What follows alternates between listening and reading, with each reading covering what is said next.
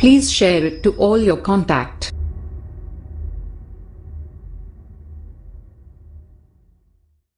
بسم الله الرحمن الرحيم والسماء بنيناها بأيد بقوة وإنا لموسعون قادرون يقال عاد الرجل يئيد قويا وأوسع الرجل صار ذا سعة وقوة ذا سعة وقدرة وقوة. چلو. والأرض فرشناها مهدناها فنعم الماهدون نحن ومن كل شيء متعلق بقوله خلقنا زوجين صنفين كالذكر والأنثى والسماء والأرض والشمس والقمر والسهل والجبل والصيف والشتاء والحلوب والحامز والنور والظلمة لعلكم تذكرون بحذف إحدى التائين من الأصل فتعلمون أن خالق الأزواج فرد فتعبدونه ففروا إلى الله أي إلى ثوابه من عقابه بأن تطيعوه ولا تعصوه إني لكم منه نذير مبين بين الإنذار ولا تجعلوا مع الله إلها آخر إني لكم منه نذير مبين يقدر قبل ففروا قل لهم كذلك ما أتى الذين من قبلهم من رسول إلا قالوا هو ساحر أو مجنون أي مثل تكذيبهم لك بقولهم إنك ساحر أو مجنون تكذيب الأمم قبلهم رسلهم بقولهم ذلك أتواصوا كلهم به استفهام بمعنى النفي بل هم قوم طاغون جمعهم على هذا القول طغيانهم فتولى أعرض عنهم فما أنت بملوم لأنك بلغتهم الرسالة وذكر إذ بالقرآن فإن الذكر تنفع المؤمنين من علم الله تعالى أنه يؤمن وما خلقت الجن والإنس.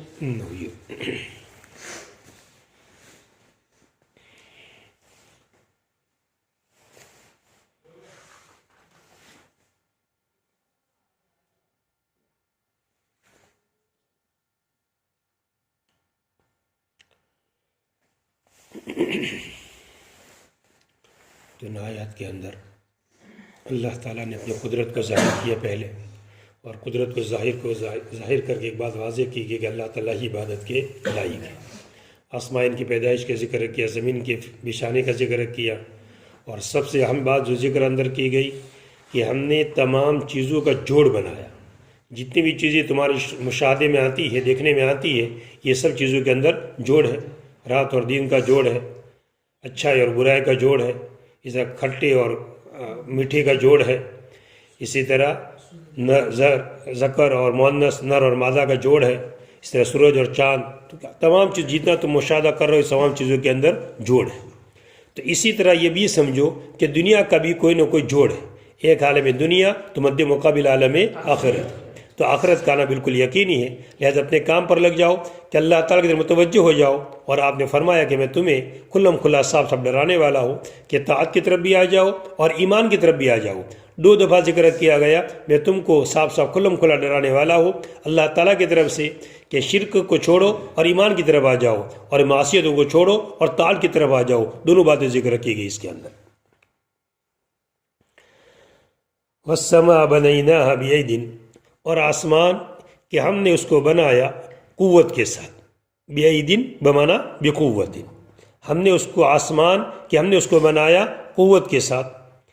بأيد یا تو حال ہے وہ بنینا کا فاعل کے ذریعے سے، ہم قوت کے حال کے اندر کہ ہم قائنا بأيد بقوت، اس حال کے اندر کہ ہم قوت کے ساتھ تھے.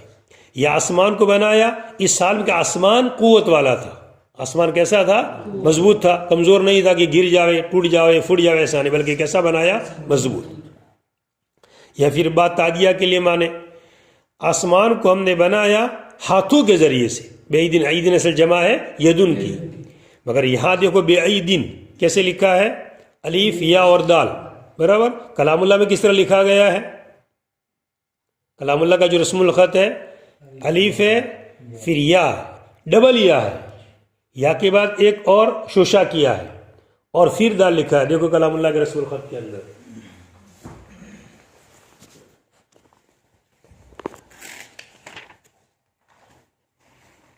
بأيد، دیکھو رسم الخط، یہ تو رسم الخط دیکھیں تو پتہ چلے گا. یہ تو ہے رسم الخط اس طرح دیکھو الف اور یا کے بعد کیا ہے؟ دوسری یا ہے، یعنی نقطے تو ایک ہے مگر شوشہ بنایا ہے جسے پتہ چلے کہ دوسری بھی کیا ہے یہاں پر یا.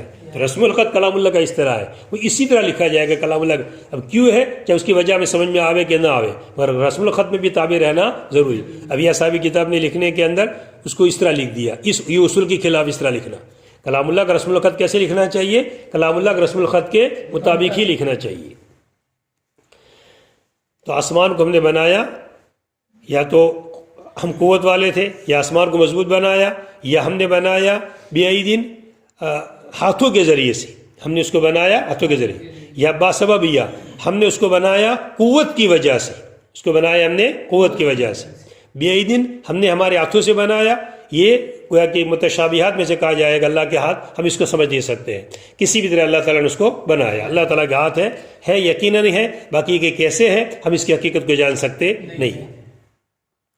وَإِنَّا لَمُوسِعُونَ اور بے شک ہم اس کی تفسیر کی قادرون کے ذریعے سے، یعنی موسعون کو کیا معنی؟ لازم معنی. اوسع یوسع اس کے معنی وسیع، وسعت والا ہونا، وسعت والا ہونا.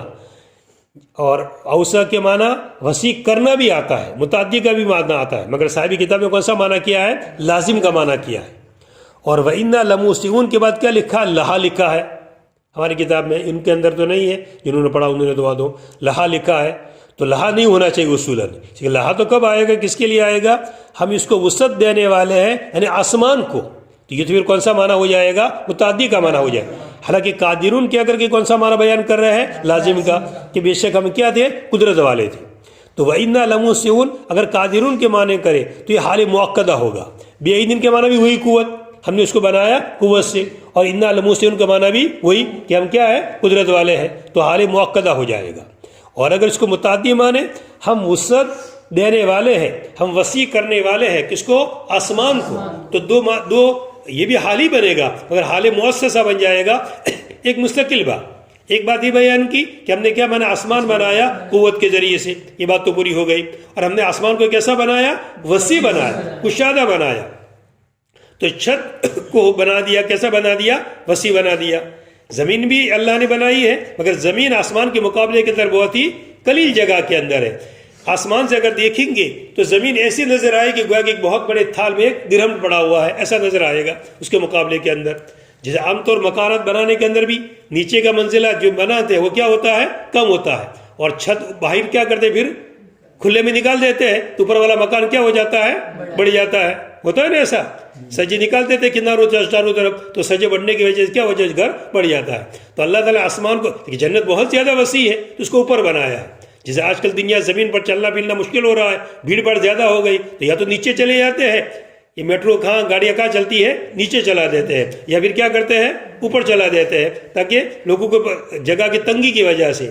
تو اللہ تعالیٰ نے یہ جنت دنیا میں زمین پر گنجائش تھی ہی نہیں، تو اس کے لیے کیا بنا دی؟ چھت بنا دی، اور لمبا کر دیا بہت. اور جنت کو کیا کر دی؟ وسیع. اور جہنم تو تنگی کے اندر ہے، تو جہنم کو کیا رکھا ہے؟ نیچے رکھا ہے، وہ تنگ جگہ میں چاہیے اس کو. سما بھائی اللہ تعالیٰ کی قدرت ہے. اور آسمان کے ہم نے اس کو بنایا قوت کے ساتھ. وَإِنَّا لَمُوسِعُونَ صاحب کتاب نے جو تفسیر کی ہے قادرون، ہم کیا ہے؟ قدرت والے ہیں. یا بِأَيْدٍ کی تفسیر کرتے ہیں کہ ایدن کیسے بنا ہے، کس طرح ہے. بولا جاتا عاد یعید ایدن، عاد الرجل یعید، باب رما یرمی کو عاد یعید نہیں، با یبیو، با یبی وزن ضرب سے، مگر وزن بنے گا با یبی ہوگا. عاد یعید بمانا قوی، آدمی کیا ہو گیا؟ مضبوط ہو گیا. وَأَوْسَ الرَّجُلُ اور آدمی، اوسا کا معنی کیا کیا؟ ایسار ذا سعت وقوت، یا وہ قدرت، معنی ایک ہی ہے دونوں کا. آدمی وہ وسعت والا ہو گیا، قدرت والا ہو گیا، قوت والا ہو گیا آدمی. تو اوسا کا معنی کیا ہوا؟ لازم. مگر دوسری تفسیر ہم نے کر دی کہ اس کے مراد معنی کیا ہے؟ متعدی. کیا آسمان کو وسعت دینے والے ہیں، وسیع کرنے والے. آسمان کو ہم نے کیا بنا دیا ہے؟ وسیع بنا دیا ہے. وَالْأَرْضَ فَرَشْنَاهَا اور زمین کہ ہم نے اس کو پھیلا دیا. اے مہدناہا ہم نے اس کو بستر بنا دیا. زمین کے اوپر کیا کرو؟ سو جاؤ. نرم نرم ریت ہوتی ہے، میٹھی میٹھی ریت ہوتی ہے، جنگل کے اندر آدمی سو جاوے کیسا اچھا لگتا ہے. والارض فرشناہا، اور زمین کہ ہم نے اس کو بچھا دیا، ای مہدناہا، ہم نے اس کو بچھونا بنا دیا، فنعم الماہدون نحنو، یہ نحنو نکالا مخصوص بالمدح، نحنو نکالا مخصوص بالمدح، پس ہم کیا ہی بہترین بچھانے والے، پس ہم کیا ہی بہترین بچھانے والے ہیں کہ زمین کو کیسا، حالانکہ زمین ہے گول، حالانکہ زمین کیا ہے گول ہے، مگر طول کی وجہ سے، لمبا ہونے کی وجہ سے کیسا لگتا ہے، بالکل بچھی ہوئی ایسا لگتا ہے، ہم کیا بہترین بچھانے والے ہیں۔ تو آسمان اور زمین کا بھی کیا ہے، جوڑ ہے، آسمان مذکر ہے اور ارض مؤنث سمائی ہے، نر مادہ کا جوڑ آپس کے اندر، آسمان کیا برساتا ہے، پانی برساتا ہے، اور زمین سے نباتات نکلتی ہے، دونوں مل کر کے انسان کا مقصد پورا ہوتا ہے۔ خالی آسمان ہو کام نہیں چلے گا، خالی زمین ہوگا کام نہیں چلے گا، آسمان پانی برسائے گا اور زمین سے نباتات نکلے گی، تو ان دونوں کا آپس کے اندر بھی کیا ہے، جوڑ ہے، خالی دو کا جوڑ نہیں ہے، بلکہ اللہ تعالیٰ کیا فرماتے ہیں، وَمِن كُلِّ شَيْءٍ خَلَقْنَا زَوْجَيْنِ، اور ہم نے تمام چیزوں کو جوڑ پیدا کیا، ہم نے تمام چیزوں کو دو قسمیں پیدا کی۔ وَمِن كُلِّ شَيْءٍ، یہ متعلق اپنے قول خلقنا سے، یہ من كُلِّ شَيْءٍ متعلق اپنے اللہ تعالیٰ کے قول خلقنا کے ساتھ، کہ ہم نے پیدا کیا دو قسمیں، دو جوڑ تمام چیزوں میں سے، اس حال کے اندر کے تمام چیزوں کے اندر سے ہیں، تمام چیزوں کے اندر سے، صنفین دو قسمیں، جیسے مذکر اور مؤنث، آسمان اور زمین، سورج اور چاند، ہموار زمین اور پتھریلی زمین، سال کے معنی ہے ہموار زمین، سیدھی زمین، جبل کے معنی اونچ نیچ والی زمین، پہاڑی زمین، صیف اور شتا، گرمی اور سردی، میٹھا اور کھٹا، نور اور ظلمت، یہ سب کیا ہے، مد مقابل ہے، ہم نے ہر چیزوں میں جوڑ بنائے، تو اس طرح سمجھ لو کہ عالم دنیا کا بھی جوڑ ہے اور وہ عالم آخرت ہے۔ لعلکم تذکرون، تاکہ تم نصیحت حاصل کرو، تاکہ ان باتوں سے نصیحت حاصل کرو۔ اللہ تعالیٰ کیسے قادر ہے، تو جن باتوں پر اللہ تعالیٰ قادر ہے وہ باس بعد الموت کے اوپر بھی قادر ہے۔ لعلکم تذکرون کیسے پڑھیں گے آپ، یا تو پڑھیے دونوں تامیز ایک کے حذف کے ساتھ، تذکرون من الاصل، اصل میں کیا تھا، تتذکرون، اصل میں تھا ایک تا کو اڑا دیا گیا ہے، اور یا پھر تذکرون، تا کو تا میں ادغام زال بنا دیا اور زال کا زا میں ادغام کر دیا۔ فتعلمون، پس تم جان لو کہ بے شک اجواز کا خالق، جوڑوں کا پیدا کرنے والا فرد ہے، وہ تنہا ہے، فتعبدونہ، پس تم اس کی عبادت کرو۔ تمام چیزوں میں کوئی نہ کوئی کیا ملے گا، جوڑ ملے گا۔ اللہ واحد یکتا ہے، کہ جو فرد ہے ایک ہے، یکتا ہے، واحد ہے، کا کوئی جوڑ نہیں ہے، تو بے جوڑ کون ہے، اللہ تعالیٰ، لہذا اللہ تعالیٰ ہی کی تم بندگی کرو، جوڑوں کی عبادت نہ کرو، جوڑ تو سب مخلوقات کے اندر سے ہے، اور بے جوڑ یکتا صرف کون ہے، اللہ تعالیٰ، تو اسی کی عبادت کرو۔ فَفِرُّوا إِلَى اللَّهِ فَفَسِيَّا، یعنی جب بات معلوم ہو گئی کہ اللہ تعالیٰ ایسی قدرت والے ہیں، تو پھر عبادت کس کی کرنی چاہیے، اللہ کی طرف کیا کرو، بھاگو۔ فَفِرُّوا إِلَى اللَّهِ، اللہ کی طرف بھاگو۔ کیسے بھاگنا، اس کی تفسیر کرتے ہیں، اَيْ إِلَى ثَوَابِهِ مِنْ عِقَابِهِ، اس کے عقاب سے بچ کر کے اس کے ثواب کی طرف بھاگو، اس کے عقاب سے بچ کر کے اس کے ثواب کی طرف بھاگو۔ کس طور پر، اس طور پر کہ تم اس کی اطاعت کرو تو کیا ملے گا، ثواب ملے گا۔ تو بھاگنا کس کی طرف ہوا، ثواب کی طرف، مگر کس کے ذریعے سے، اطاعت کے ذریعے سے۔ بھلا تعصوہ، اور تم اس کی نافرمانی نہ کرو، یعنی گناہ سے کیا ہو جاؤ، بچ جاؤ، معصیت سے بچ جاؤ، تو تمہارے عقاب سزا کس پر ہوگی، معصیت کے اوپر ہے، تو معصیت نہ کرو۔ تو گویا کہ خلاصہ کیا ہوا کہ معصیت سے کہاں بھاگو، طاعت کی طرف، معصیت کو چھوڑو اور کس کی طرف آ جاؤ، طاعت کی طرف آ جاؤ۔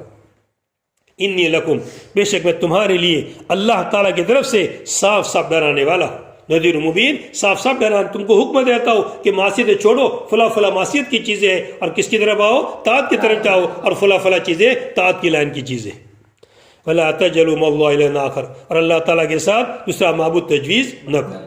اوپر طاعت کا ذکر کیا، اب یہاں کس کا ذکر کیا کہ شرک نہیں ہونا چاہیے، یعنی کیا ہونا چاہیے، ایمان۔ شرک کا مطلب مقابل کیا، ایمان۔ یہ بھی آپس میں دو جوڑ ہے، ایمان اور شرک کا، جیسا طاعت اور معصیت۔ تو اوپر حکم دیا طاعت کا کہ تم کس کو بجا لاؤ، طاعت کو بجا لاؤ، اور اب حکم دیا کس کا کہ شرک نہ کرنے کا، یعنی کیا بجا لاؤ، ایمان۔ تو گویا کہ پتہ چلے دونوں چیزیں ضروری ہے، اعمال بھی کرنے پڑیں گے اور ایمان بھی لانا پڑے گا، تب جا کر معتبر ہوگا۔ خالی ایمان لائے اعمال نہیں کی تو ٹھیک ہے، نجات آخر میں مل جاوے، باقی معتبر نہیں ہوگا، سزا بجا اس کو بھگتنی پڑے گی۔ بغیر سزا کے اگر سیدھا جنت میں جانا ہے تو دونوں چیزیں ضروری ہے، ایمان اور اعمال۔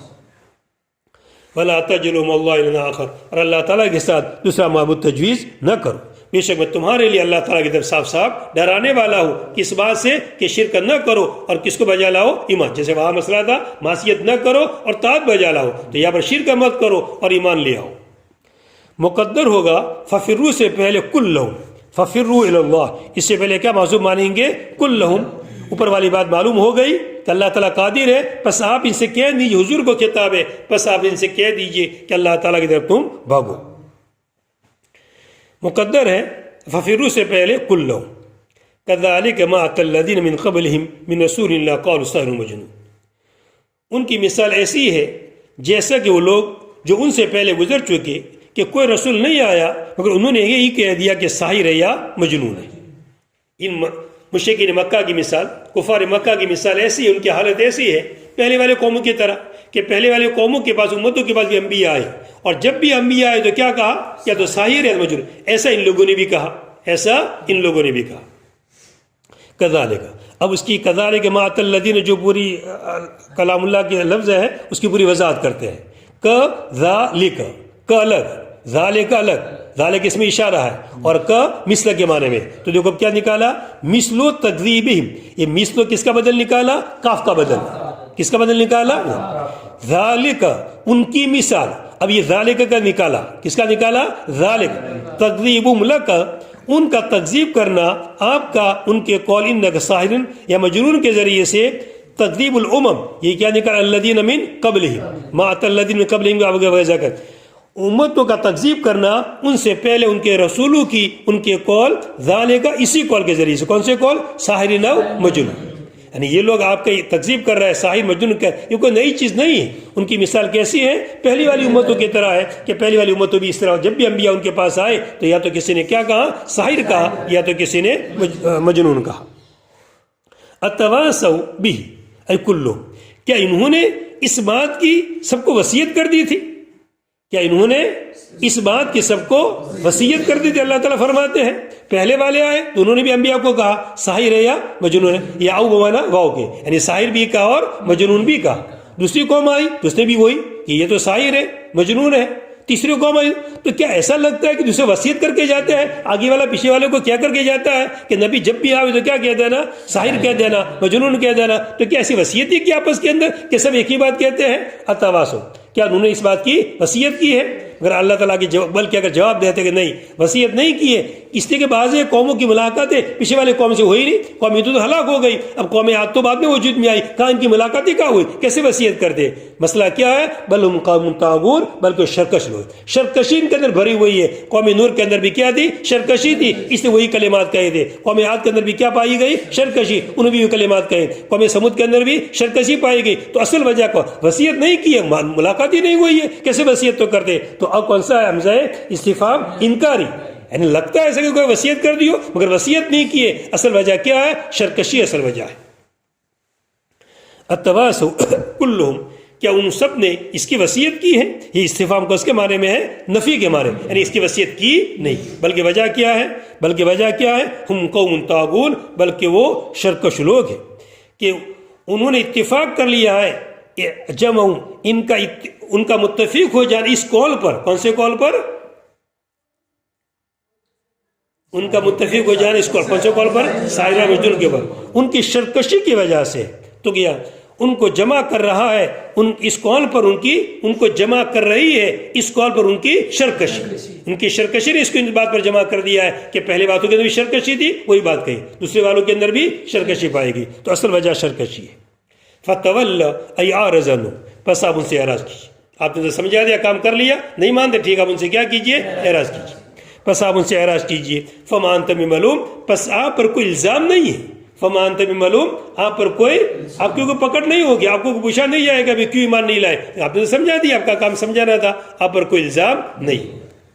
جب یہ آیت نازل ہوئی تو نبی کریم صلی اللہ علیہ وسلم بڑے غمگین ہوئے، صحابہ بھی غمگین ہو گئے، اس لیے یہ آیت ایسے موقع پر نازل ہوتی ہے کہ جب انبیاء کو یہ کہہ دیا جاتا ہے کہ اپنے قوم سے اعراض کر لیجیے، مطلب کیا نکلا؟ کیا آئے گا؟ عذاب آئے گا ان کے اوپر، تو آپ کو بھی فکر ہوگی کہ قوم پر عذاب نہ آ جاوے، آپ فکر میں آ گئے۔ تو پھر دوسری آیت نازل ہوئی، وذکر فإن الذکریٰ، کہ نصیحت کرتے رہیے، یعنی آپ اپنا کام کیا رکھیے؟ جاری رکھیے۔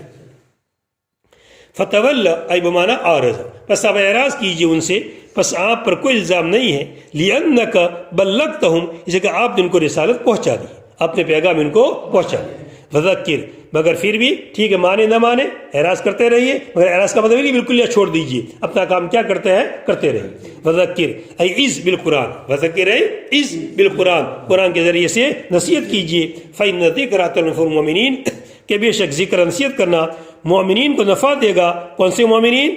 جن کو اللہ تعالیٰ جانتا ہے کہ بے شک وہ ایمان لے آئیں گے۔ آپ سب کو نصیحت کیجیے، مسلمانوں کو بھی کیجیے اور کفاروں کو بھی کیجیے۔ کفاروں میں سے جس کے مقدر میں لکھا ہوگا ایمان لانا، وہ کیا لے آئے گا؟ ایمان لے آئے گا۔ ایسے مومنین کو کیا دے گا؟ نفع دے گا بالقوہ۔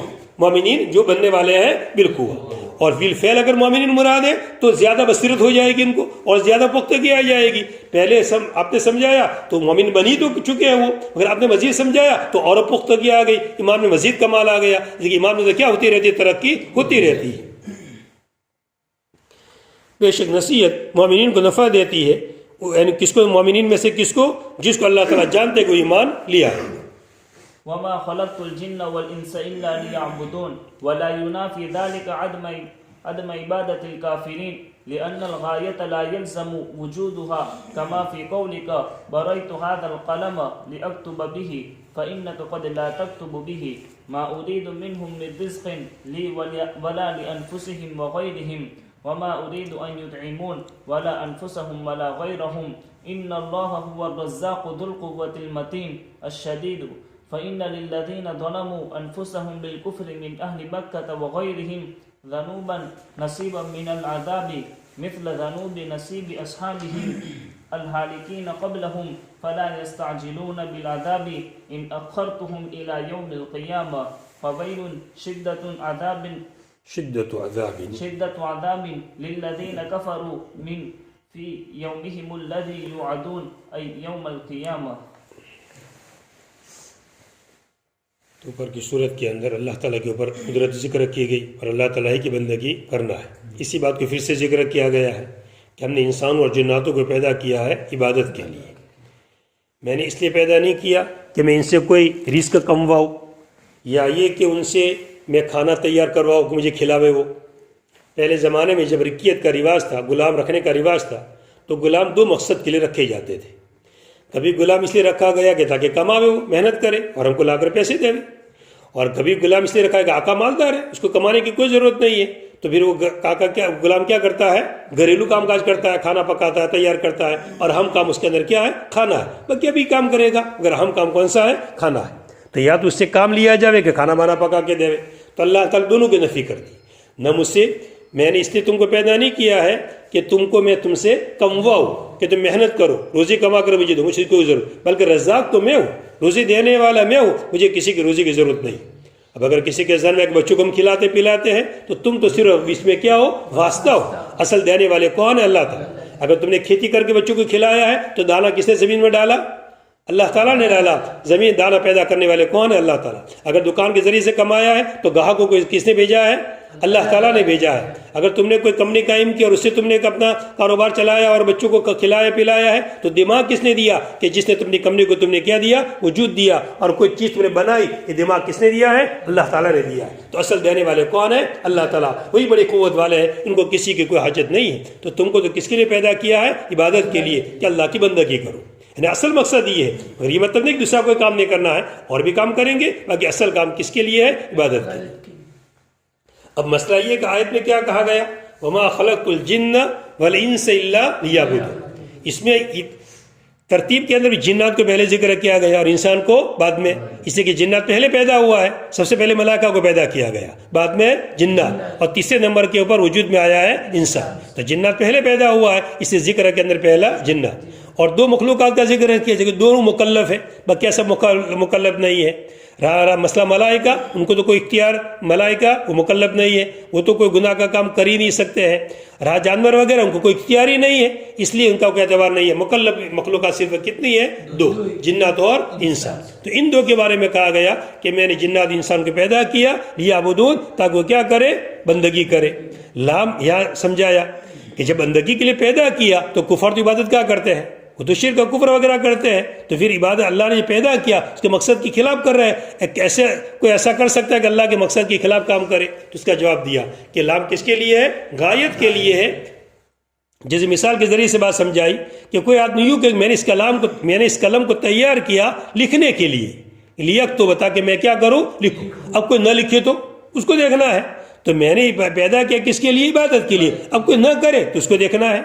یا یہ کہ لیعبدون سے مراد جو حکم ہے کہ عبادت کرنا ہے، یہ امر تشریعی ہے، امر تکوینی نہیں. امر تکوینی میں تو سب کو کرنا ہی کرنا ہے. وہاں تو بیمار پڑنا ہے، بیماری آ گئی تو بیمار پڑنا ہی پڑنا ہے. موت کا وقت آ گیا، مرنا ہی مرنا ہے، وہاں کو اپنے اختیار نہیں چلے گا. باقی امور تشریعہ کے اندر انسان کا کیا چلتا ہے، اختیار. اور یہی ابتلا ہے. یہی کیا ہے، ابتلا. اب پتہ چلے گا کہ کون اللہ تعالیٰ کی اطاعت کرتا ہے اور کون اللہ تعالیٰ کی اطاعت نہیں کرتا ہے.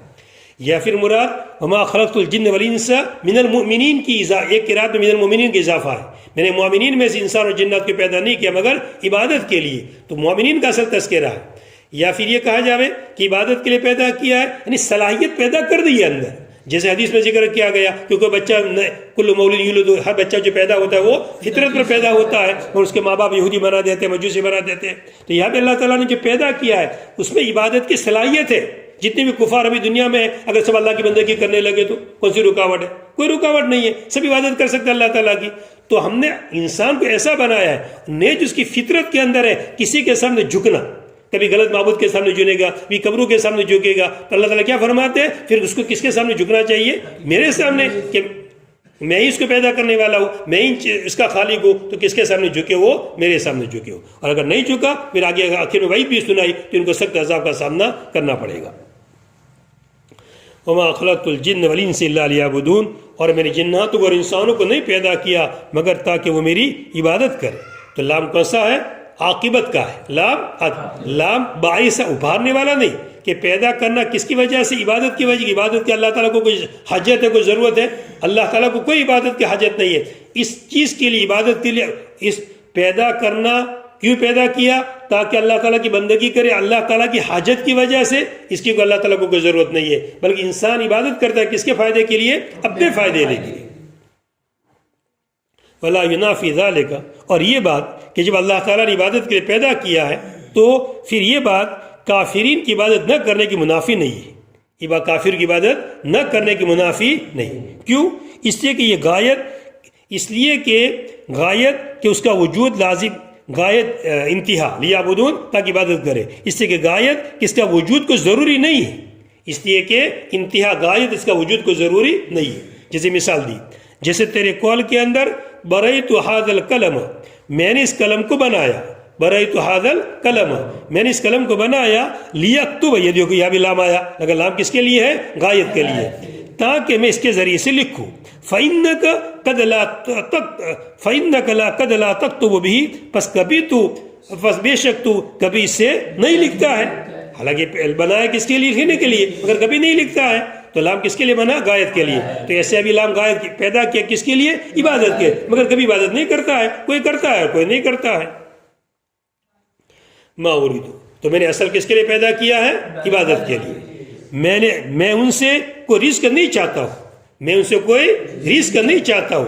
لی، میرے لیے بھی اور اپنی ذاتوں کے لیے بھی، اور ان کے علاوہ کسی اور کے لیے بھی. اپنے بچوں کو دو، اپنے ماں کو دو، دوسرے غریبوں کو دو. میں تم سے کوئی رزق چاہتا نہیں، نہ اپنی ذات کے لیے بھی نہیں، تمہارے لیے بھی نہیں، اور اوروں کے لیے بھی نہیں.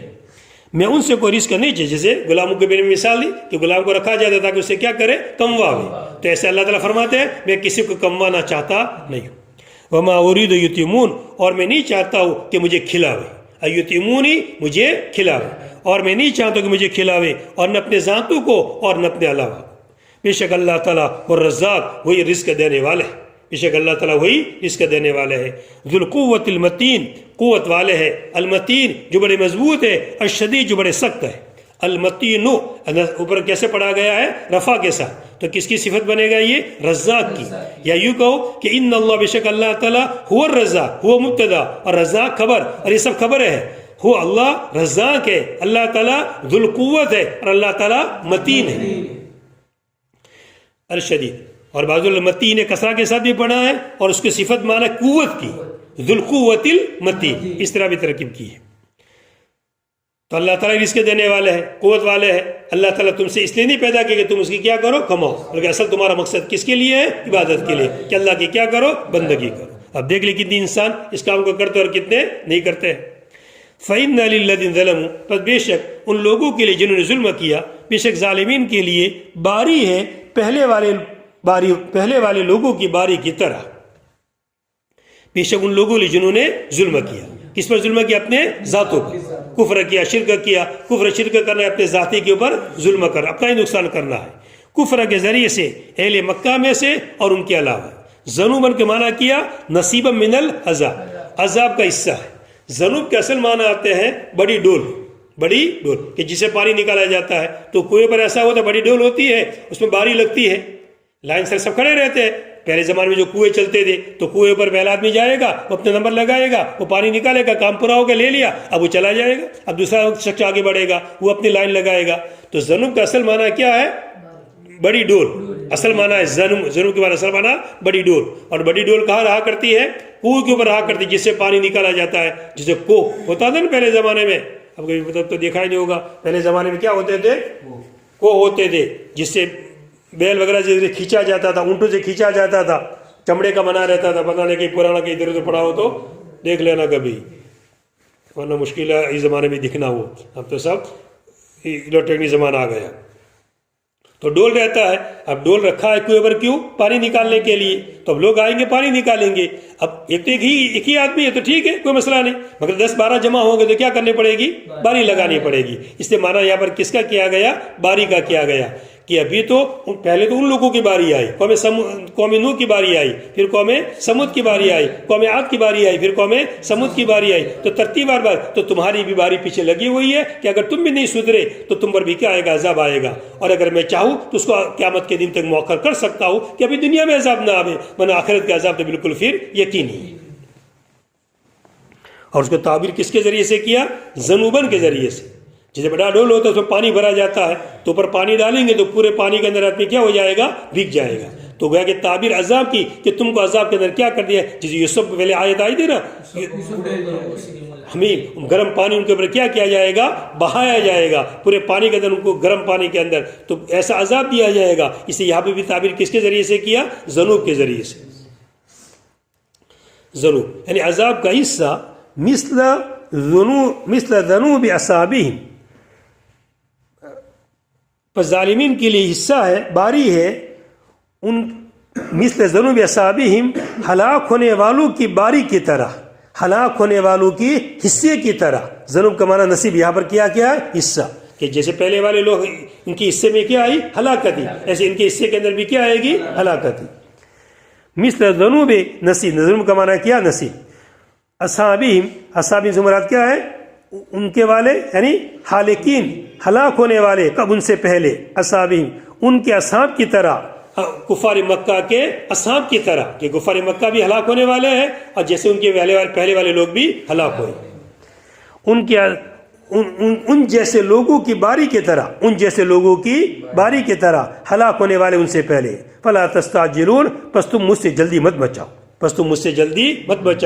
عذاب کے جلدی مت بچاؤ. اگر میں نے ان کو مؤخر کر دیا قیامت کے دن تک، اگر میں نے ان کو مؤخر کر دیا قیامت کے دن تک، تو عذاب کے اندر جلدی مت بچاؤ. فویلن، پس ویل ہے یعنی سخت عذاب ہے، یا ویل پھر جہنم کی وادی ہے. پس ویل ہے جہنم کی وادی ہے یا سخت عذاب ہے کافروں کے لیے. فی مین بمانا فی، مین بمانا می یوم الذی مرا فی، ان کے اس دن کے اندر کہ جس کا وعدہ کیا گیا ہے. پس کا ہلاکتی ہے، سخت عذاب ہے کافرون کے لیے ان کے دین کے اندر، ان کے اس دین کے اندر کہ جس کا وعدہ کیا گیا ہے. وہ کون سا وعدہ کیا گیا؟ یوم القیامہ. اور سب سے پہلے سورج شروع ہوئی تھی اسی سے کہ وہ دین یقینی وہ آنے والا ہے، اس کو کوئی ٹالنے والا نہیں. تو یہاں بھی اسی طرح آخر کے اندر یوعدون، اس دن کا آنا بالکل یقینی ہے، وہ قیامت کے دن وعدہ پورا ہو جائے گا. سورة الطور مكية وهي 49 آية. والطور أي الجبل الذي كلم الله عليه موسى، وكتاب مسطور في رق منشور أي التوراة بالقرآن، والبيت المعمور هو في السماء الثالثة أو السادسة أو السابعة بحيال الكعبة يزوره كل يوم 70,000 ملك بالطواف والصلاة لا يعودون إليه أبدا. والسقف المرفوع أي السماء، والبحر المسجور أي المملوء. إن عذاب ربك لواقع لنازع بمستحقه بمستحقه ما له من دافع عنه يوم معمول لواقع تمور السماء مورا تتحرك وتدور وتصير الجبال سيرا تصير هباء منثورا وذلك في يوم القيامة فويل شدة عذاب يومئذ للمكذبين الرسل الذين هم في خوض باطل يلعبون أي يتشاغلون بكفرهم. بس اس صورت کا نام سورۃ طور ہے اور یہ بھی مکی صورت ہے، اور جیسے مکی صورتوں کے اندر اصولی باتوں کا تذکرہ ہوتا ہے یہاں پر بھی اصولی باتوں کا تذکرہ ہوگا، اور اہم چیز وہی باس بعد الموت، جیسے آگے بھی سورہ زاریات میں وہی اہم بات ثابت کی گئی، اس سے پہلے سورہ قاف کے اندر بھی زیادہ تر مذکور باس بعد الموت کا تھا، اس کے اندر بھی زیادہ تر مذکور باس بعد الموت کہ مرنے کے بعد زندہ ہونا ہے، اللہ تعالیٰ کے سامنے پیش ہونا ہے، جیسے وہاں بھی اللہ تعالیٰ سورہ زاریات میں قسمیں کھا کر کے کہا تھا، ایسے یہاں بھی اللہ تعالیٰ قسمیں کھا کر کہہ رہے ہیں، اس دن کا آنا بالکل یقینی ہے، اس کو کوئی ہٹا سکتا نہیں ہے۔ سورہ طور اس کو والطور بھی کہتے ہیں اور سورہ طور بھی کہتے ہیں، مکی صورت ہے اور آیت اس کی 49 آیت ہے، 50 میں ایک کم، 49 آیت ہے۔ بسم اللہ الرحمن الرحیم۔ قسم ہے طور کی، طور یہ اب یہاں اللہ تعالیٰ نے کتنی قسمیں کھائی؟ والطور 1، اور کتاب مستور 2، والبیت المعمور 3، والسقف المرفوع 4، اور والبحر المسجور 5۔ 5 قسمیں کھائی، اور 5 قسمیں کھا کر کیا کہا؟ ان عذاب ربک لواقع، آپ کے رب کا عذاب یقیناً واقع ہونے والا ہے، ما له من دافع، اس کو کوئی ٹال سکتا نہیں، یقین قسمیں کھا کر بار بار اللہ تعالیٰ کہہ رہے ہیں، کتنے پکی بات کہہ رہے ہیں، اللہ تعالیٰ کے لوگ سمجھ جاوے، صحیح راستے پر آ جائے۔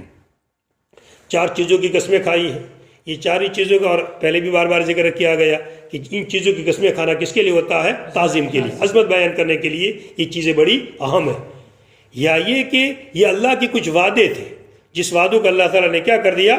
پورا کر دیا۔ جس طرح یہ وعدے پورے ہوئے، موسیٰ علیہ السلام نے وعدہ کیا تھا کہاں پر آنا؟ طور پر آنا، تو وہ کہاں پر چلے گئے؟ طور پر، اور ان کو کیا مل گئی؟ تورات مل گئی۔ پھر اس کے بعد اللہ نے وعدہ کیا کہ آسمان کو بنانا ہے، تو اللہ نے کیا بنا دیا؟ آسمان۔ ایسے کہ بیت اللہ بنانا ہے کہ اس کے لوگ کیا کریں؟ عبادت کریں، کہ بیت معمور، یا تو مراد اس سے وہ بیت معمور جو آسمانوں کے اوپر ہے، یا مراد اس سے کیا ہے؟ دنیا کا کعبہ، کہ لوگ اس کی عبادت کرتے ہیں۔ تو یہ چیزیں ایسی چیزیں تھی کہ جس کا ہونا بالکل یقینی، وعدے تھے اللہ نے پورے کر لیے۔ تو جیسے قیامت کا وعدہ ابھی باقی ہے، وعدہ کیا اللہ تعالیٰ نے، مگر اس کا آنا وقت باقی ہے، یہ وقت ابھی آ کر کے رہے گا، اور قیامت کا آنا بالکل یقینی ہے۔ سب سے پہلے طور کی قسم کھائی گئی کہ اللہ کا کلام تورات کہاں دی گئی تھی؟ طور پر۔ تو اس بات کو واضح کہ اللہ تعالیٰ صاحب کلام ہے، اللہ تعالیٰ صاحب کلام ہے، احکامات دینے والے ہیں۔ پھر اس کے بعد وہ کتاب مستور، وہاں پر کتاب دی گئی، تورات دی گئی، یا مراد اس سے پھر قرآن شریف اللہ تعالیٰ نے دی، جو اللہ تعالیٰ احکام دینے والے ہیں۔ اور کتاب مستور کے اگر کہہ دے کہ احکام دے بھی دیے، احکام دے بھی دیے، اور احکام دینے کے بعد والبیت المعمور، اب کیا طریقہ بیان کیا؟ کہ عبادت کرو، اب کیا کرو؟ طواف کرو، عمرہ کرو، بیت اللہ کا طواف کرو، تو عبادت کرو۔ اللہ تعالیٰ صاحب احکام ہے، حکم دینے والے۔ پھر ذکر کیا کتاب دے بھی دی، احکامات دے بھی دیے، پھر ذکر کیا عبادت کا کہ اللہ کی کیا کرو؟ بندگی کرو۔ اور اگر پھر تم نے یہ نہیں کیا یا کیا، تم نے کیا یا نہیں کیا، اگر کیا تو سقف المرفوع، اونچی چھت رکھی ہے، اوپر جنت بنائی ہے، تم کو کہاں بھیج دوں گا؟ میں جنت میں بھیج دوں گا۔ اور اگر نہیں کیا تو پھر والبحر المسجور، نیچے کیا بھرا ہوا ہے؟ آگ بھری ہوئی ہے، تم کو کہاں ڈال دوں گا؟ آگ کے اندر ڈال دوں گا۔ اس طرح گویا کہ اس باتوں کے ذریعے سے لوگوں کو سمجھایا جا رہا ہے۔ والطور، قسم ہے طور کی، یعنی قسم ہے پہاڑ کی، کہ جس پر اللہ تعالیٰ نے موسیٰ علیہ السلام سے بات چیت کی، جس پہاڑ کے اوپر اللہ تعالیٰ نے موسیٰ علیہ السلام سے بات چیت کی۔ اور قسم ہے لکھی ہوئی کتاب کی، اور قسم ہے لکھی ہوئی کتاب کی، فی رق منشور، پھیلے ہوئے کاغذ کے اندر۔ اور قسم ہے لکھی ہوئی کتاب کی، فی رق منشور، پھیلے ہوئے کاغذ کے اندر۔ رقن کا اصل معنی ہے پتلی چیز، بعد نے کہا متقن پتلی چیز، اور بعد نے کہا کہ پتلی کھال مراد ہے، فی رقن پتلی کھال۔ نبی کریم صلی اللہ علیہ وسلم نے جو کسرا پر جو خط لکھا تھا وہ ہرن کی چمڑی پر لکھا تھا، ہرن کی چمڑی بڑی باریک ہوا کرتی ہے، تو ہرن کی چمڑی کے اوپر خط لکھا تھا۔ تو پہلے زمانے میں کاغذات اتنے مہیا نہیں تھے، کبھی ہاتھ پہ آ جاتے تھے، تو زیادہ کس پر لکھا جاتا تھا؟ ہڈیوں کے اوپر، پتوں کے اوپر، اس طرح کھالوں کے اوپر لکھا جاتا تھا۔ تو یہ رقن کے معنی ایک پتلی کھال مراد ہے۔ اور جو تورات لکھی گئی تھی وہ بھی 10 احکامات لکھے گئے تھے پتلی کھال کے اوپر اور باقی احکامات لکھے گئے تھے تختیوں کے اوپر، جیسے الواح کا ذکر آتا ہے، لکڑی کی تختیوں کے اوپر لکھے گئے تھے وہ. اور لکھی ہوئی کتاب کی قسم ہے فی رق منشور. تو رقن کے معنی کیا آتے ہیں؟ یا تو باریک چیز پتلی، یا مراد اس سے مطلقاً پتلی چاہے کچھ بھی ہو، اور بعد میں اس کا تعلق کس کے ساتھ ہے؟ کھال کے ساتھ ہے. فی رقن یعنی وہ چیز جس پر لکھا جاوے، وہ چیز جس کے اوپر لکھا جاوے. منشور. اور قسم کتاب مستور کی، لکھی ہوئی کتاب کی، پھیلے ہوئے کاغذ کے اندر، پھیلے ہوئے کھال کے اندر، پھیلے ہوئے پتلی باریک کھال کے اندر یا پھیلے ہوئے کاغذ کے اندر. منشور کے مطلب کیا مطلب ہے؟ پھیلا ہوا، کہ جس کو لپیٹا جائے، جس کو گول گول، جیسے بڑا کاغذ ہوتا ہے تو گول گول کیا کرتے ہیں تو اس کو لپیٹ دیتے ہیں.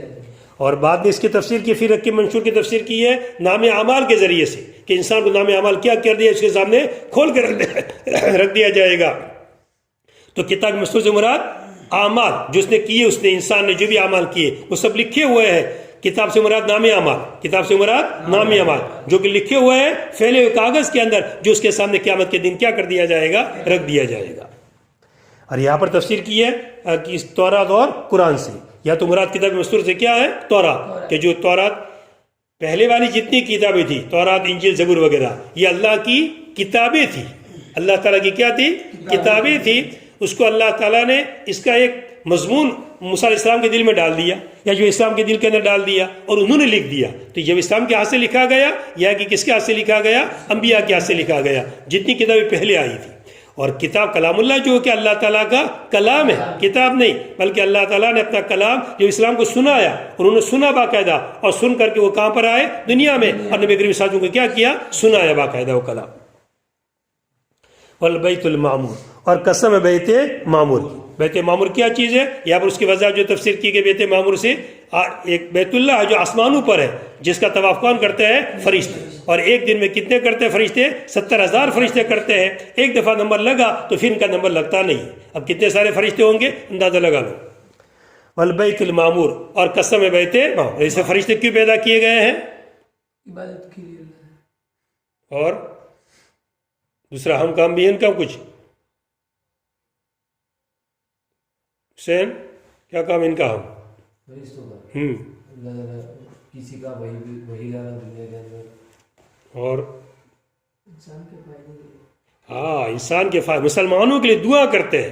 مسلمانوں کے لیے کیا ہے؟ سورہ حمیم سجدہ کے شروع کے اندر جو مضمون تھا، عرش اٹھانے والے جو فرشتے ہیں وہ بھی مسلمانوں کے لیے کیا کرتے ہیں؟ دعا کرتے ہیں. آئی دن تفسیر بات سمجھا ہے برابر. تو اتنا اہم کام ان لوگوں کا ہے کہ مومنین کے لیے کیا کرتے ہیں؟ وہ دعا کرتے ہیں. تو کتنا اتنے سارے فرشتے تمام مومنین کے لیے دعا کرتے ہیں. اب مومن ہو تو کتنا بڑا فائدہ، کتنے فرشتوں کی دعائی ملے گی. مگر مومن ہونا بھی چاہیے حقیقت کے اندر، نام کا نہیں. والبیت المعمور. اور قسم ہے بیت معمور، اس گھر کی معمور کہ جو آباد کیا ہوا ہے. قسم اس گھر کی جو معمور، جو آباد کیا ہوا ہے. کس کے ذریعے سے؟ عبادت کے ذریعے. عابدین وہاں گھومتے رہتے ہیں، طواف کرتے رہتے ہیں. یا تو مراد سے بیت اللہ، یا بھی طواف ہوتا رہتا ہے، یا مراد سے بیت معمور آسمان والا. اور بیت معمور، اور وہ کہاں پر ہے؟ تیسرے آسمان میں ہے، یا چھٹے آسمان میں ہے، یا 7ویں آسمان میں ہے. کعبہ کے مقابل میں، کعبہ کے نیچے کعبہ ہے، اسی کے سمت اوپر کیا بنا؟ بیت المعمور بنا ہوا ہے. کہ اس کی زیارت کرتے ہیں. ہر دن کے اندر 70,000 فرشتے طواف اور نماز کے ذریعے سے اس کی طرف پھر وہ کبھی لوٹتے نہیں. بس ایک دفعہ نمبر لگے گا، پھر ان کا نمبر لگے گا نہیں. یعنی کہ بیت اللہ طواف کرنے کے لیے، عمرہ کرنے کے لیے سال میں 2 دفعہ 3 بڑے مالدار ہوتے ہیں جو عمرے کے لیے بہت چلے جاتے ہیں. حج کے لیے خیر اب تو حالات بھی تنگ چل رہے ہیں، باقی پہلے زمانے کے اندر لوگ بہت زیادہ جاتے تھے. غربا چاہے قریب میں مر رہے ہو، کچھ بھی ہو رہے ہو، پریشان ہو رہے ہو، مگر عمرہ کرنا تھے. فالسقف المرفوع. اور قسم ہے، کیا حسین دیکھ رہا ہے برابر ایک دم ہو رہا کہ نہیں ہو رہا؟ دیکھو گیا تھا تو وہاں کہا بھی تھا لیکن لوگوں کو عمرے کے اندر مزہ آتا ہے. عبادت مزہ والی نہیں کرنے کی، بلکہ حالات دیکھ رہے کہ کون سی عبادت میں زیادہ فائدہ ہے. تو اگر عمرہ کے اندر ٹھیک ہے اپنی ایک کام ہو جائے گا، عبادت ہو جائے گی، مگر غریب کو پریشان ہو رہا ہے تو ان کی مدد کرنا. اس سے بھی اللہ فضائل حج کے اندر عبداللہ مبارک کا واقعہ بیان کیا ہے نا اس کے اندر، کہ جا رہے حج کے اندر مگر دیکھا ہے کبوتر کو مجبور ہو کے میتا کھانے کے اوپر، تو سب پیسے اسی کو دے دیے. تو اللہ تعالیٰ نے کتنے سارے حجوں کا ان کو ثواب دے دیا. یہ پڑھیے واقعہ سب، مگر پڑھیں گے سب، کوئی عمل نہیں کرے گا. بس سقف المرفوع. اور قسم ہے اس چھت کی، المرفوع جو بلند کی گئی ہے. مراد اس سے کیا ہے؟ آسمان، کہ جی چھت کو کیا کر دیا گیا ہے؟ بلند کر دیا، بہت پھیلا نہ تھا اس کو تو اس کو کیا کر دیا گیا؟ اونچا کر دیا گیا۔ اور صدق المرفوع جو بلند کی گئی ہے، مراد اس سے کیا ہے؟ آسمان۔ والبحر المسجور، اور قسم سمندر کی، المسجور کا معنی کیا المملو، جو کیا ہے؟ بھرا ہوا ہے۔ کس سے بھرا ہوا ہے؟ پانی سے بھرا ہوا ہے، یا پھر کس سے بھرا ہوا ہے؟ آگ سے بھرا ہوا ہے، کہ وہی سمندر جو آج تک پورے زمین کو گھیرے ہوئے ہیں وہ کیا بن جائیں گے؟ جہنم بن جائیں گے، آگ بن جائیں گے، اور تمام لوگ زمین پر جمع کیے جائیں گے، اور چاروں طرف کیا لگ رہی ہوگی؟ آگ، کہ جس کی تپش ہوگی۔ آتا ہے نا حدیث کے اندر کہ سورج جتنا قریب کر دیا جائے گا کہ سب پسینے کے اندر شرابور ہو جائے گا، تو وہ تو سورج تو قریب ہوگا اور اطراف میں سب کیا بھر گیا ہے؟ آگ بھر گئی ہے۔ اب کتنا پسینہ چھوٹے گا دیکھ لو سب۔ گھر والبحر المسجور، اور قسم سمندر کی، المسجور جو المملو جو پانی سے بھرا ہوا ہے، یا کس سے بھرا ہوا ہے؟ آگ سے۔ یا ایک اس کے نیچے اللہ تعالیٰ نے کیا رکھی ہے؟ آگ رکھی۔ اللہ تعالیٰ نے وعدہ کیا رزق کا کہ میں انسانوں کو کیا پہنچاؤں گا؟ رزق۔ اللہ نے وعدہ کیا ہے اور سب کو رزق ملتا ہے۔ اس کا انتظام کیسے کیا؟ انتظام اس طرح کیا کہ سمندروں میں کیا بھر دیا؟ پانی بھر دیا، اور نیچے کیا جلا دی؟ آگ۔ نیچے کیا؟ جہنم میں آگ ہے، جس سے پانی کیا رہتا ہے؟ گرم رہتا ہے۔ اور سمندر کا پانی دیکھیے آپ، کیا ملے گا آپ کو؟ جیسے ہمارا ندی کا پانی ہوتا ہے ٹھنڈا، ایسے ہمارا تالاب کا پانی کیسا ٹھنڈا ہوتا ہے۔ سمندر کا پانی آپ کو ایسا ٹھنڈا نہیں ملے گا، وہ پانی کیسا گرم ہوتا ہے، اس سے بھاپیں اٹھتی ہے، اس سے پھر اوپر جاتے بھاپیں، بادل بنتے ہیں، اور اس سے بارش برستا ہے، اور زمین سے کیا اگتی نباتات۔ یہ اللہ کا انتظام ہے، اس طرح رزق پہنچاتے ہیں۔ تو یہ ہے بحر مسجور، کہ جس کے اندر کیا بھرا ہوا ہے؟ آگ بھری ہوئی ہے نیچے، اور اس سے گرمی پہنچتی ہے، بھاپ اٹھتی ہے، اور یہ اللہ نے وعدہ کیا رزق پہنچانے کا، اس طرح اللہ نے اپنے وعدے کو پورا کیا۔ تو قیامت کا وعدہ کیا ہے وہ بھی پورا ہو کر کے رہے گا۔ البحر المسجور، اور سمندر جو بھرا ہوا، المملو کا معنی کیا ہے؟ یا پھر جو بھڑکایا ہوا ہے، جو کھولا ہوا ہے، کس کے ذریعے سے؟ آگ کے ذریعے سے، کہ پانی گرم ہے۔ اللہ تعالیٰ قسم کھا کر کہتے ہیں ان عذاب رب، بے شک تیرے رب کا عذاب لواقع، واقع ہونے والا ہے، یقیناً اترنے والا ہے اس کے مستحق کے اوپر۔ جو عذاب کا مستحق ہوگا اس کو عذاب آ کر کے گھیر لے گا۔ معلوم اندافی، اس کو کوئی ٹالنے والا نہیں ہے، کوئی ہٹانے والا نہیں ہے۔ معلوم اندافی عنہ، اپنے سے اس کو کوئی ہٹانے والا نہیں۔ یوم، یہ عذاب کب واقع ہوگا؟ یہ واقع کب ہوگا عذاب؟ یوم، جس دن کے، یہ معمول ہے واقع کا، یوم یہ معمول ہے کس کا؟ لواقعون کا معمول ہے، یعنی معمول واقع سے کیا ہے؟ متعلق ہے۔ یہ کب ہوگا عذاب واقع؟ جس دن کے آسمان حرکت میں آ جائے گا، جس دن کا آسمان تزلزل میں آ جائے گا، آسمان ہلنے لگے گا، آسمان ٹوٹ پھوٹ جائے گا، رہے گا نہیں۔ اور پہاڑوں کے بارے میں کہا پہاڑ کیا ہونے لگیں گے؟ چلنے لگیں گے۔ تو یہ عذاب کا واقعہ کب پیش آئے گا؟ جب کہ آسمان میں حرکت ہو جائے گی، آسمان ٹوٹ پھوٹ جائے گا، اور پہاڑ چلیں گے، اڑنے لگیں گے، ٹکڑے ہو جائیں گے، نیچے گریں گے، اور نیچے گر کر کے بالکل کیا ہو جائیں گے؟ باریک باریک ہو جائیں گے، اور پھر ہوا منصورہ ہو جائیں گے۔ وہ غبار جو اڑنے والا ہے، جیسے آپ کھڑکی کھولو تھوڑی سی تو اندر سے کیا دھوپ نکلے گی، تو اندر کیسا غبار اڑتا ہے نا، معمولی کیسا ابھی نہیں دکھتا کچھ، مگر تھوڑا کھولو اور تھوڑی سی کرن اندر آنے دو، فوراً گرد نظر آئے گا۔ تو ایسے وہ پہاڑ بن جائیں گے۔ یہ سب پہاڑوں کو بھی کیا کر دیا جائے گا؟ توڑ پھوڑ دیا جائے گا، آسمان میں توڑ پھوڑ دیا جائے گا۔ کیوں توڑ پھوڑ دیا گیا؟ اللہ نے بنایا تھا، کیوں توڑ پھوڑ دیا؟ کچھ لوگ آئے، آپ کو آپ کے گھر سے نکال دیا، آپ کو ذرا امید رہے گی تھوڑی کہ شاید جانے دے گا، ہاں ابھی تھوڑی دیر کے بعد شاید، ابھی تو پکڑا ہے، نکالا ہے، مگر شاید مجھے جانے دے گا۔ مگر اس نے پھر کیا کیا؟ آپ کا گھر بھی توڑ دیا۔ آپ کو امید رہے گی وہ نکالا بھی مجھے ایک طرف، اور پھر میرا گھر بھی توڑ ڈالا، اب کوئی ریٹرن جانے کی امید نہیں۔ تو اسی طرح اللہ تعالیٰ نے کہا بھیجا انسان کو، دنیا میں بھیجا، یہ اس کا گھر بنا، اس کا بنگلہ بنایا، یہ آسمان کی چھت ہے، زمین فرش بنایا، پہاڑ اس کے لیے سب چیزیں ہیں، نہریں بہہ دی، یہ سب کا، یہ سب بنگلہ انسان کا، تمام انسانوں کا بنگلہ اللہ نے بنایا ہے۔ اب انسانوں کو نکالا، کہاں بھیجا؟ قبر میں جا، نکالا اس کو واضح، اب یہ گھر بھی کیا کر دیا؟ توڑ دیا۔ اب تجھے عالم دنیا میں نہیں لوٹنا ہے، اب کہاں لوٹنا ہے؟ عالم آخرت میں لوٹنا ہے۔ اس بات کا ثبوت پیش کرنے کے لیے سب اللہ تعالیٰ کیا کر دیں گے؟ توڑ دیں گے۔ اب تجھے دنیا میں آنے نہیں ملے گا، اب ختم ہو چکا عالم دنیا، اب تو نیا عالم شروع ہوا، نیا عالم آخرت، یا تو جنت، یا تو پھر نیچے، یا تو اوپر چلے جاؤ، یا تو بالکل نچلے طبقے میں چلے جاؤ۔ آئی بات سمجھ میں؟ جس دن کے آسمان حرکت کرنے لگا، وہ تدور اور گھومنے لگے گا، اور پہاڑ تصویر چل دیں گے۔ یہ تصویر و حبا منصورہ، یہ بالکل اڑا ہوا گرد ہو جائے گا. یہ تفسیروں کی تفسیر نہیں ہے بلکہ اس کا خلاصہ ہے. یہ تفسیروں کا معنی نہیں بیٹھے گا. یہاں تو معنی تو کیا تفسیروں کا معنی پہاڑ کا چلنا ہے. کو چلنے سے تھوڑا گرد بن جائے گا. وہ اپنی جگہ سے حرکت کریں گے, پھر وہ ہوا ان کو کیا کرے گی, اڑائے گی, پھر چھوٹے چھوٹے ٹکڑے کرے گی, پھر وہ نیچے کریں گے, اور پھر کیسا وہ کلیہ بالمنفوش, جیسے دوسری آیت میں ذکر کیا گیا, بالکل بھنی ہوئی روئی کی طرح, دھنی ہوئی روئی کی طرح ہو جائے گا. اب پھر بن جائے گا حباب منصورہ, کہ ہو جائے گا وہ اڑا ہوا غبار کی طرح. اور یہ کب ہوگا, یہ قیامت کے دن کو ہم فوائل بس ہلاک کرتی ہے. بڑا سخت عذاب اس دن, یہ جب یہ دن واقع ہوگا, سخت عذاب اس دن مکذبین کے لیے, جھٹانے والوں کے لیے, جو رسولوں کے جھٹانے والے ہیں, جو کہ وہ باطل مشغلوں کے اندر, خوزن باطل چیزوں کے اندر, غلط مشغلوں کے اندر, یلعبون یتشاغلون بکفرہم, وہ مشغول رہتے ہیں اپنے کفر کی وجہ سے. باطل مشغلوں کے اندر نہ کرنے کے کام کرتے رہتے ہیں, شرک کام, کفر کام, گیمیں کھیلتے رہتے ہیں, غلط غلط چیزیں دیکھ رہتے ہیں, تصویریں دیکھتے رہتے ہیں, تو نہ دیکھنے کے کام نہ کرنے کے کام کرتے رہتے ہیں. اس مشغول ہے ان کے لیے کیا ہوگا, سخت عذاب ہوگا. اور یہ ویل ہوگا ان کے لیے, سخت عذاب ہوگا.